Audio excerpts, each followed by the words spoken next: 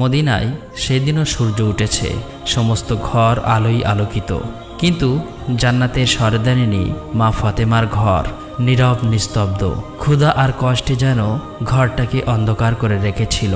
ফজরের নামাজ শেষে হজরত ফাতেমা রাদিয়াল্লাহু তাআলা আনহা নামাজ পড়ে আল্লাহর কাছে দোয়া করে বললেন, হে আল্লাহ, আজ 3 দিন আমার চুলায় আগুন জ্বলেনি। আমার সন্তানেরা ক্ষুধায় ক্লান্ত। হে আল্লাহ, তারা কাঁদছে, তাদের কান্না আমি কিভাবে সইব? হে আমার রব, তুমি আমাদের রিজিক দাতা। আল্লাহ গো, তুমি আমাদের রিজিক দাও। তুমি আমাদের সন্তানদের কষ্ট সহ্য করার শক্তি দাও।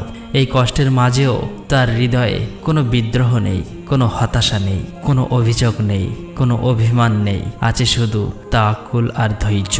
অতঃপর হজরত ফাতেমা রাদিয়াল্লাহু তাআলা আনহা ধীরে ধীরে হজরত আলী রাদিয়াল্লাহু তাআলা আনহুর কাছে এসে বললেন, হে আমার প্রাণের স্বামী, আপনি তো জানেন আজ 3 দিন হয়ে গেছে চুলায় কোনো আগুন জ্বলেনি, রুটি তৈরি হয়নি, এমনকি একটি খেজুরও নেই। আপনি খাবারের ব্যবস্থা করুন। এই কথা শুনে হজরত আলী আর কিছু বলতে পারলেন না, শুধু মাথা নিচু করে রাখলেন আর চোখের কোণ বেয়ে অশ্রু মাটিতে ঝরে পড়ল।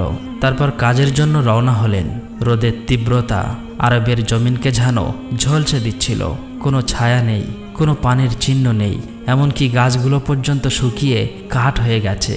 ক্লান্ত ও ক্ষুধার্ত শরীরে সেই শুকনো গাছের নিচে বিশ্রাম নিচ্ছিলেন। এদিকে ঘরের ভিতর থেকে কচি শিশু হজরত ইমাম হাসান হুসাইনের কান্নার আওয়াজ শুনে হজরত ফাতেমা রাদিয়াল্লাহু তাআলা আনহা তাদের কাছে এগিয়ে গেলেন। তখন ইমাম হাসান এবং হুসাইন রাদিয়াল্লাহু তাআলা আনহু ফাতেমাকে ফিসফিস করে নরম কণ্ঠে বললেন, আম্মাজান, আজ 3 দিন হয়ে গেল কিছু খাইনি, আমাদের কিছু খেতে দিন। ক্ষুধার যন্ত্রণা আর সহ্য করতে পারছি না। সন্তানদের মুখে এমন কথা শুনে হজরত ফাতেমা রাদিয়াল্লাহু তাআলা আনহার চোখ জলে ভিজে গেল, হৃদয়টা হাহাকার হয়ে উঠল। তবুও তিনি এক মমতাময়ী হাসি মুখে ধৈর্য ধরে তাদের সান্ত্বনা দিয়ে বলল, বাবা, একটু ধৈর্য ধরো, তোমাদের আব্বাজান খাবারের জন্য বের হয়েছেন, ইনশাআল্লাহ তিনি কিছু না কিছু নিয়ে ফিরবেন। আমরা কখনোই একা নই, আল্লাহ আমাদের সঙ্গে আছেন। অন্যদিকে হজরত আলী রাদিয়াল্লাহু তাআলা আনহু সেই মরা গাছের নিচে বসে চিন্তা করছে। বারে বারে ভেসে উঠছে হাসান হুসাইনের ক্ষুধার্ত মুখ আর মা ফাতেমার ভেজা চোখ। তিনি মনে মনে বলতে লাগলেন, ঘরে যদি কয়েকটা খেজুর থাকতো, তাদের ক্ষুধা তো মিটতো, তাদের কান্না তো থামতো। কিন্তু এই গাছগুলোও মরে গেছে, এখন তাও তো হবে না। পরিবারের কথা ভাবতেই চোখের জলে ভিজে গেল। অতঃপর আবারও রওনা হলেন একটুখানি খাবারের আশার খোঁজে। কিছুক্ষণ পর এক ইহুদির বাড়ি এসে নম্রভাবে বললেন, প্রিয় ভাই, আপনি কিছু টাকা ধার দিতে পারবেন? আমি কাজ করে পরিশোধ করে দেব। আমার পরিবার ক্ষুধার্ত, 3 দিন চুলায় আগুন জ্বলেনি। তখন ইহুদি বললেন, হে আলী, আমার কাছে তো টাকা নেই, বরং তুমি অন্য কারো কাছে যাও। তখন হজরত আলী ব্যথা ভরা মন নিয়ে আবারও বাড়ির দিকে আসতে লাগলেন। সূর্য তখন মধ্য আকাশে, সূর্যের প্রখর রৌদ্র সবকিছু যেন পুড়িয়ে ছাই করে দিচ্ছে। এদিকে হজরত ফাতেমা রাদিয়াল্লাহু তাআলা আনহা 3 দিনের অনাহারে থাকায় শরীরের এতটা দুর্বল হয়ে পড়েছেন যে উঠে দাঁড়াতেই পারছেন না। তবুও চোখ দুটি দরজার দিকে হজরত আলীর বাড়ি ফেরার অপেক্ষায় করুণ নয়নে চেয়ে আছেন। কিছুক্ষণের মধ্যেই হজরত আলী বাড়ির মধ্যে প্রবেশ করার সাথে সাথেই ছোট্ট হাসান হোসাইন রাদিয়াল্লাহু তাআলা আনহু দ্রুত সেখানে এসে জড়িয়ে ধরলেন এবং আনন্দ ভরা কণ্ঠে বললেন, আব্বাজান, আমাদের জন্য কি নিয়ে এসেছেন? আমরা সকাল থেকে অপেক্ষায় আছি, আজকে আমরা পেট ভরে খাবো। এই কথা শুনে হজরত আলী কিছু বলতে পারলেন না, শুধু বললেন, বাবা, আর একটু ধৈর্য ধরো, কারণ চোখের জল তার কণ্ঠ আটকে দিচ্ছিল। হজরত আলী রাদিয়াল্লাহু তাআলা আনহু চোখ ভরা জল নিয়ে হজরত ফাতেমা রাদিয়াল্লাহু তাআলা আনহার কাছে গিয়ে বললেন, হে ফাতেমা, আমি অনেক কষ্ট করেছি, কিন্তু কোথাও কোনো খাবারের ব্যবস্থা করতে পারিনি। তখন ফাতেমা রাদিয়াল্লাহু তাআলা আনহা বললেন, হে আমার প্রাণের স্বামী, আপনি চিন্তা করবেন না, রুজির মালিক আল্লাহ, নিশ্চয়ই তিনি আমাদেরকে দেখছেন। আপনি আব্বাজান মুহাম্মদ সাল্লাল্লাহু আলাইহি ওয়াসাল্লামের কাছে যান, হয়তো তিনি কিছু ব্যবস্থা করতে পারেন। হজরত আলী আর দেরি করলেন না, সাথে সাথেই মুহাম্মদ সাল্লাল্লাহু আলাইহি ওয়াসাল্লামের কাছে যাওয়ার জন্য রওনা হলেন। তখন ফাতেমা রাদিয়াল্লাহু তাআলা আনহা আবারও চোখের জল ছেড়ে দিয়ে কান্না ভেজা কণ্ঠে আল্লাহর দরবারে দোয়া করে বললেন, হে আল্লাহ, তুমি চাইলেই সব কিছু সম্ভব। আমাদের এই ক্ষুধা নিবারণের জন্য তুমি যথেষ্ট, তোমার কাছে কোনো কিছুর অভাব নেই। আমার সন্তানদের ক্ষুধা নিবারণ করে দাও। তার কান্না এতটাই গভীর, এতটাই যন্ত্রণাদায়ক ছিল যে আকাশ পর্যন্ত কেঁপে উঠল। এই কান্না দেখে আসমানের ফেরেশতারাও কাঁদতে লাগলো। ফেরেশতারা সেই কান্না শুনে আল্লাহর দরবারে ঝুঁকে পড়ল। তারা এক কণ্ঠে বলতে লাগলো, হে আমার রব, আজ তোমার প্রিয় নবীর পরিবার ক্ষুধার্ত, তাদের সন্তানরা কাঁদছে, এই কান্না আমরা সইতে পারছি না। তখন আল্লাহ রাব্বুল আলামিন হযরত জিবরাইল আলাইহিসসালামকে নির্দেশ দিলেন, এই জিবরাইল, যাও তুমি আমার হাবিব, আমার প্রিয় রাসূল সাল্লাল্লাহু আলাইহি ওয়াসাল্লামকে সুসংবাদ দাও তাদের এই কষ্ট শুধুমাত্র কিছুক্ষণের জন্য। আর আমার প্রিয় হাবিবকে বলে দিও, তার চোখ যেদিকে যায় সেদিকে তাকালেই সেখান থেকেই খাবারের ব্যবস্থা হয়ে যাবে। এই কথা শোনা মাত্রই সাথে সাথে জিবরাইল আলাইহিসসালাম হযরত মুহাম্মদ সাল্লাল্লাহু আলাইহি ওয়াসাল্লামের কাছে আসতে লাগলেন। তখন মুহাম্মদ সাল্লাল্লাহু আলাইহি ওয়াসাল্লাম সাহাবাদের নিয়ে বসেছিলেন, কিন্তু মা ফাতেমার এই কষ্ট যেন তিনি বুঝতে পেরেছিলেন। তার চোখে চিন্তা, গভীর এক ব্যাকুলতা। কেউ কিছু জিজ্ঞাসা করার আগেই তিনি সেখান থেকে মা ফাতেমার বাড়িতে যাবার উদ্দেশ্যে বেরিয়ে পড়লেন। ঠিক সেই সময় হযরত জিবরাইল আলাইহিসসালাম এসে হাজির হলো। সালাম দিয়ে বললেন, ইয়া রাসূলুল্লাহ, আপনি খুবই চিন্তিত, কিন্তু চিন্তার কোনো কারণ নেই। আপনি যেদিকে তাকাবেন সেদিকেই রহমত বর্ষণ হবে। তারপর সমস্ত কথা বললেন এবং জিবরাইল আলাইহিসসালাম সেখান থেকে বিদায় নিলেন। এদিকে হযরত ফাতেমা রাদিয়াল্লাহু তাআলা আনহা ঘরের মধ্যে গিয়ে দেখলেন কচি শিশু হাসান হুসাইন ক্ষুধার্ত অবস্থায় কাঁদতে কাঁদতে ঘুমিয়ে পড়েছে। এটা দেখে তিনি তাদের মাথায় হাত বুলিয়ে দিলেন, কাঁদলেন এবং শুধু বললেন, হে আমার প্রিয় রব, আমার সন্তানেরা ক্ষুধায় ক্লান্ত, কিন্তু আমি তোমার উপরেই ভরসা করি। অতঃপর হযরত মুহাম্মদ সাল্লাল্লাহু আলাইহি ওয়াসাল্লাম আবারও মা ফাতেমার বাড়ির দিকে রওনা হলেন। এমন সময় হযরত আলী রাদিয়াল্লাহু তাআলা আনহু এসে উপস্থিত হলো এবং সালাম দিয়ে বলল, ইয়া রাসূলুল্লাহ, আমি আজ খুবই চিন্তিত। ফাতেমা এবং শিশু হাসান হুসাইন খুবই ক্ষুধার্ত, 3 দিন অনাহারে আছে। চারিদিকে এতটাই অভাব, কোথাও কোনো খাবার পানিও নেই। আমি খাদ্যের কোনো ব্যবস্থা করতে পারিনি। ইয়া রাসূলুল্লাহ, আপনি কোনো ব্যবস্থা করে দিন। তখন মুহাম্মদ সাল্লাল্লাহু আলাইহি ওয়াসাল্লাম বললেন, হে আলী, এখান থেকে কিছুটা দূরে একটি খেজুর গাছ আছে, তুমি সেখানে চলে যাও, তাহলে তোমার খাবারের ব্যবস্থা হয়ে যাবে। হযরত আলী এই কথা শোনা মাত্রই সাথে সাথে সেদিকে যেতে লাগলো। সেখানে গিয়ে দেখলো একটি মরা খেজুর গাছ আছে। এটা দেখে হযরত আলীর মন একেবারে খারাপ হয়ে গেল। তাই তিনি আবারও হযরত মুহাম্মদ সাল্লাল্লাহু আলাইহি ওয়াসাল্লামের কাছে এসে বললেন, ইয়া রাসূলুল্লাহ, ওটা তো মরা গাছ, সে কিভাবে ফল দেবে? তখন মুহাম্মদ সাল্লাল্লাহু আলাইহি ওয়াসাল্লাম বললেন, হে আলী, তুমি গিয়ে বলবে যে আখেরি নবী আমাকে পাঠিয়েছে। অতঃপর হযরত আলী রাদিয়াল্লাহু তাআলা আনহু আবারও সেই মরা খেজুর গাছের কাছে এসে হাজির হলো এবং কান্না ভেজা কণ্ঠে বলল, হে খেজুর গাছ, আমাকে দোজাহানের বাদশাহ আখেরি নবী হযরত মুহাম্মদ সাল্লাল্লাহু আলাইহি ওয়াসাল্লাম পাঠিয়েছে। ফাতেমা এবং হাসান হুসাইন 3 দিন অনাহারে আছে, তুমি এই কষ্ট কিভাবে সইবে? অতএব আল্লাহর হুকুমে আর আখেরি নবীর আদেশে আমাকে খালি হাতে ফিরিয়ে দিও না। এই কথা শেষ হতে না হতেই সেই মরা খেজুর গাছ, যার কাণ্ডে প্রাণের কোনো চিহ্নই ছিল না, সেই গাছ থেকে ঝরতে লাগলো তাজা নরম সুবাসিত জান্নাতি খেজুর। এতটাই খেজুর ঝরল, হযরত আলী এটা দেখে অবাক হয়ে গেল যে একটা মরা খেজুর গাছ থেকে কিভাবে এত তাজা খেজুর পড়ছে। অনেকগুলো খেজুর কুড়িয়ে নিলেন এবং খুবই আনন্দে মুহাম্মদ সাল্লাল্লাহু আলাইহি ওয়াসাল্লামের কাছে এসে বললেন, ইয়া রাসূলুল্লাহ, এই মরা খেজুর গাছ কিভাবে তাজা খেজুর দিয়েছে? এটা আল্লাহর এক রহমত। তখন মুহাম্মদ সাল্লাল্লাহু আলাইহি ওয়াসাল্লাম বললেন, হে আলী, তুমি খেজুর নেওয়া বন্ধ করলেন কেন? তুমি যদি খেজুর নেওয়া বন্ধ না করতে তাহলে কিয়ামত পর্যন্ত মরা গাছেও খেজুর জন্মাতো। অতঃপর হযরত আলী বাড়ির দিকে রওনা হলেন। পথের মধ্যে আবু জাহেলের সাথে দেখা হলো। আবু জাহেল বলল, হে আলী, এ খেজুর তুমি কোথায় পেলে? এখন তো চারিদিকে সব গাছ মরে গেছে। তখন হযরত আলী রাদিয়াল্লাহু তাআলা আনহু বললেন, হযরত মুহাম্মদ সাল্লাল্লাহু আলাইহি ওয়াসাল্লামের হুকুমে মরা গাছে তাজা খেজুর জন্মেছে। এই কথা শুনে আবু জাহেল একেবারে বিস্ময়ে হতবাক হয়ে গেল, সে কিছুই বুঝতে পারছে না। অতঃপর হযরত আলী রাদিয়াল্লাহু তাআলা আনহু বাড়ি প্রবেশ করলেন। ছোট্ট হাসান ও হুসাইন দৌড়ে এসে বললেন, আব্বাজান, আজ বুঝি আমরা খেতে পাবো? হযরত আলী বললেন, হ্যাঁ বাবা, আজ আল্লাহ নিজে তোমাদের জন্য খেজুর পাঠিয়েছেন। তারপর হযরত ফাতেমাকে ডেকে বললেন, হে ফাতেমা, দেখো দেখো, রাসূল সাল্লাল্লাহু আলাইহি ওয়াসাল্লাম আমাদের জন্য খাবারের ব্যবস্থা করে দিয়েছে। হযরত ফাতেমা রাদিয়াল্লাহু তাআলা আনহা আনন্দে চমকে উঠলেন এবং বললেন, হে আমার প্রাণের স্বামী, এত সুন্দর নরম সুগন্ধি খেজুর কোথা থেকে আনলে? হযরত আলী বলল, হে ফাতেমা, রাস্তার পাশে একটা মরা খেজুর গাছ আছে, সেই গাছ থেকেই খেজুর নিয়ে এসেছি। তখন ফাতেমা রাদিয়াল্লাহু তাআলা আনহু বুঝতে পারলেন এটা আল্লাহর এক নিদর্শন। অতঃপর হযরত ফাতেমা রাদিয়াল্লাহু তাআলা আনহা হাসান এবং হোসাইনের কাছে গিয়ে তাদেরকে খেজুর দিলেন এবং সবাই আল্লাহর শুকরিয়া আদায় করলেন এবং পেট ভরে খেজুর খেলেন।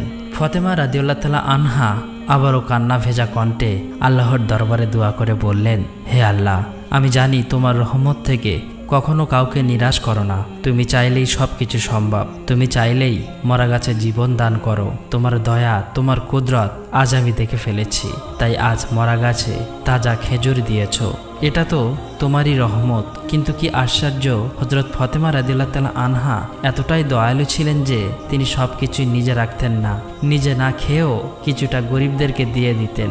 এদিকে আবু জাহেল মনে মনে বলতে লাগলো, মরা গাছে তাজা খেজুর, এটা মুহাম্মাদেরই কাজ। আচ্ছা, সে কি জাদু করলো নাকি নবুয়াতের নিদর্শন? এটা আমি পরীক্ষা করব। এই কথা বলে তার হাতের মধ্যে কয়েকটা পাথর এবং কয়েকজনকে সঙ্গে নিয়ে হযরত মুহাম্মদ সাল্লাল্লাহু আলাইহি ওয়াসাল্লামের কাছে হাজির হলো এবং বলল, হে মুহাম্মদ, শুনেছি তুমি নাকি মরা গাছ থেকে তাজা খেজুর দিয়েছো। তুমি কি জাদু করছো নাকি নবুয়াত পেয়েছো? আচ্ছা যাই হোক, আমি এতগুলো লোকের সামনে বলছি, আমার হাতের মধ্যে কি আছে তুমি যদি বলতে পারো তাহলে আমি মেনে নেব তুমি আখেরি জামানার নবী এবং আমি নিজেই কলেমা পড়ে ইসলাম গ্রহণ করব। তখন মুহাম্মদ সাল্লাল্লাহু আলাইহি ওয়াসাল্লাম বলল, আমার বলার দরকার নেই, আপনার হাতের মধ্যে যেটা লুকিয়ে রেখেছেন সে যদি সাক্ষী দেয় তাহলে আপনি কি কলেমা পড়বেন?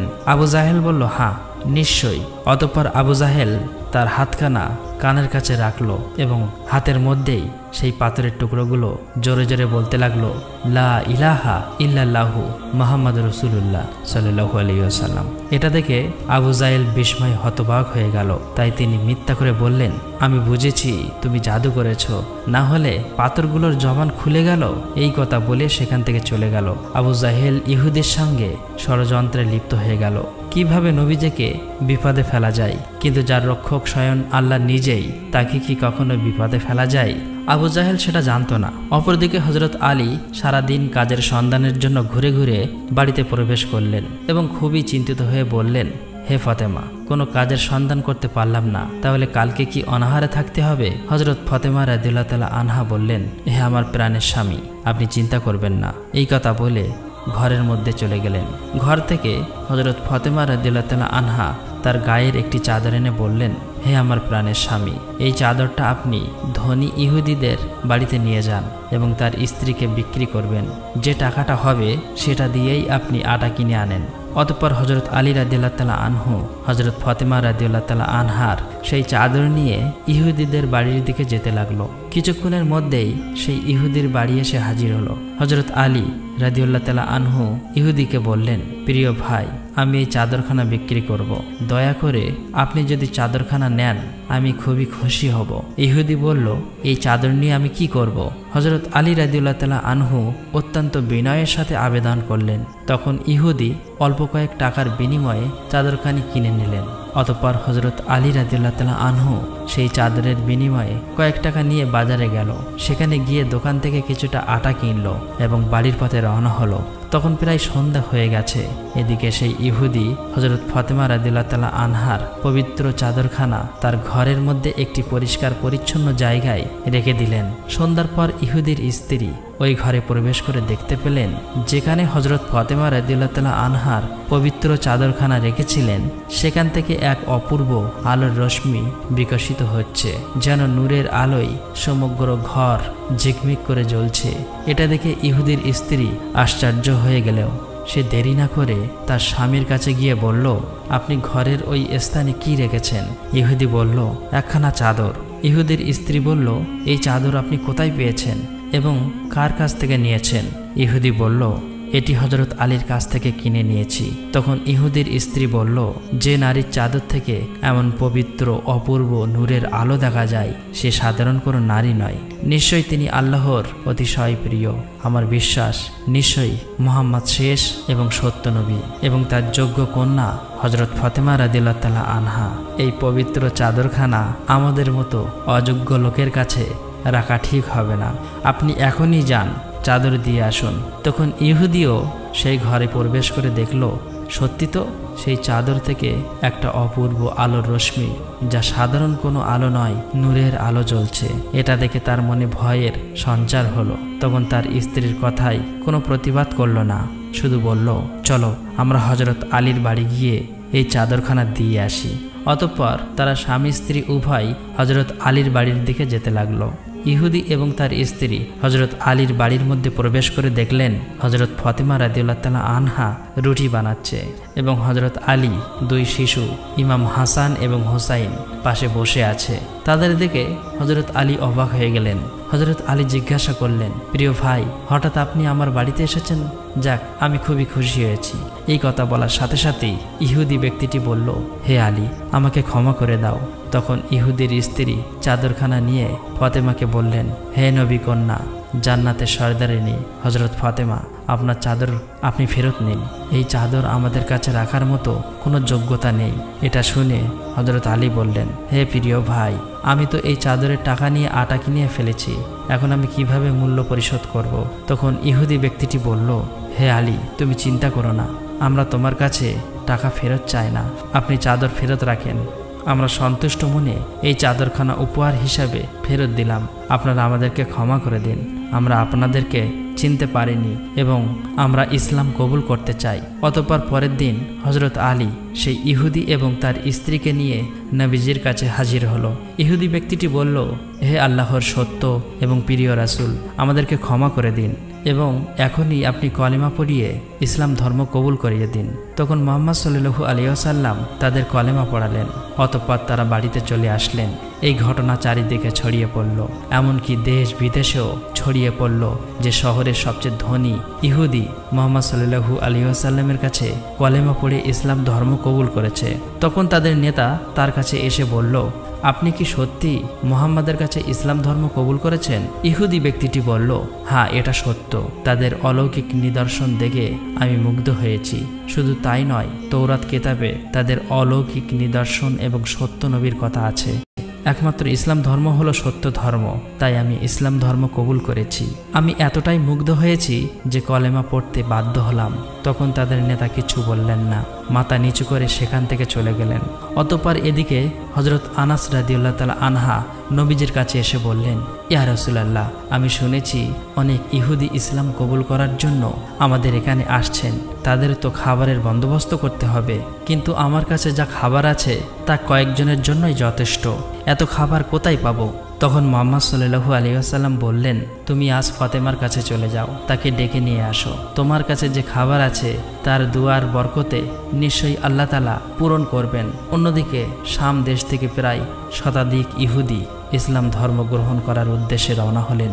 তারা বহু পথ অতিক্রম করার পর শেষ পর্যন্ত রাসূল সাল্লাল্লাহু আলাইহি ওয়াসাল্লামের কাছে এসে উপস্থিত হলেন। রাসূল সাল্লাল্লাহু আলাইহি ওয়াসাল্লাম তাদেরকে কলেমা পড়িয়ে ইসলাম ধর্ম দীক্ষিত করলেন এবং হযরত আনাস রাদিয়াল্লাহু তাআলা আনহুকে বললেন, আনাস, এই সকল নবদীক্ষিত মুসলমান ভাইদের আহারের ব্যবস্থা করুন। এই কথা শুনে হযরত আনাস খুবই চিন্তিত হয়ে পড়লে মনে মনে ভাবতে লাগলেন, এতগুলো লোককে কিভাবে সে খাওয়াবে? তার কাছে তো অল্প কিছু খাবার আছে।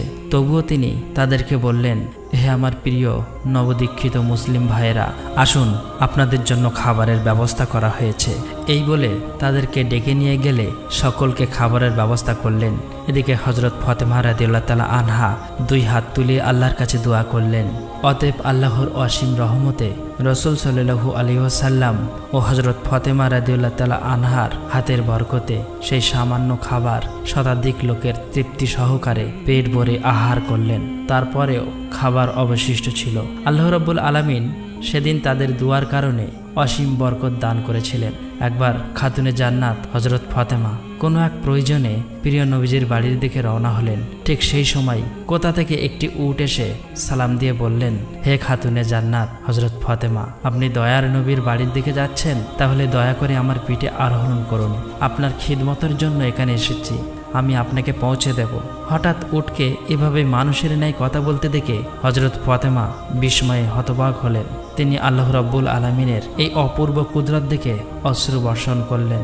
তারপর হযরত ফাতেমা শুকর আদায় করার পর উটের পিঠে আরোহণ করে যেতে লাগলেন। এভাবেই যেতে যেতে যখন মসজিদে নববীর সামনে এসে পড়লেন, তখন হযরত ফাতেমাকে নামিয়ে দিলেন। উটটি মাথা নিচু করে দাঁড়িয়ে রইল। তখন হযরত ফাতেমা রাদিয়াল্লাহু তাআলা আনহা তার মাথায় হাত বুলিয়ে দিলেন। তারপর ফাতেমা রাদিয়াল্লাহু তাআলা আনহা তাকে বললেন, তুমি কি কিছু বলতে চাও? উটটি তখনই মাটিতে শুয়ে পড়ল আর বলতে লাগলো, হে সম্মানীয় খাতুনে জান্নাত ফাতেমা রাদিয়াল্লাহু তাআলা আনহা, আমি রাসূল সাল্লাল্লাহু আলাইহি ওয়াসাল্লামের সাথেও কথা বলেছি। খাইবারের যুদ্ধের সময় আমাকে পেয়েছিলেন। আমি একটি ইহুদের অধীনে ছিলাম। আমি যখন একা থাকতাম তখন প্রায় শুনতে পেতাম চারিদিক থেকে বনের গাছপালা, বৃক্ষলতা, পাহাড় পর্বত আমাকে বলতো, হে মুহাম্মাদের উট, তুমি আমাদের সম্ভাষণ গ্রহণ করুন। তুমি ভাগ্যবান, আখিরি নবী, দোজাহানের বাদশাহ আপনাকে গ্রহণ করেছে। তখন জঙ্গলের হিংস্র জন্তুগুলো বলতো, খবরদার, তোমরা কেউ হযরত মুহাম্মদ সাল্লাল্লাহু আলাইহি ওয়াসাল্লামের উটের নিকট কখনো যেও না, তাহলে আমরা ধ্বংস হয়ে যাব। হে ফাতেমা, আপনি আমার সালাম গ্রহণ করবেন এবং আমার পক্ষ থেকে নবীজিকে সালাম দেবেন। এই কথা বলা শেষ হলেই উটটি মৃত্যুবরণ করেছিলেন। প্রিয় দর্শক, আমরা সবাই মিলে দোয়া করি, হে আল্লাহ, হযরত ফাতেমা রাদিয়াল্লাহু তাআলা আনহার মতো আমাদেরকেও এমন ধৈর্য দাও, এমন তাআক্কুল দাও, যাতে আমরা কষ্ট থেকেও তোমার উপর বিশ্বাস না হারাই। আমাদের পরিবারকে, আমাদের সন্তানদের সেই বরকতপূর্ণ রিজিক দান করো, যার মধ্যে তোমার রহমত, শান্তি ও জান্নাতের সুবাস লুকিয়ে থাকে। আল্লাহ রাব্বুল আলামিন যেন আমাদেরকে সেই সঠিক পথে চলার এবং বোঝার তৌফিক দান করে। আমরা সবাই বলি আমিন। আসসালামু আলাইকুম।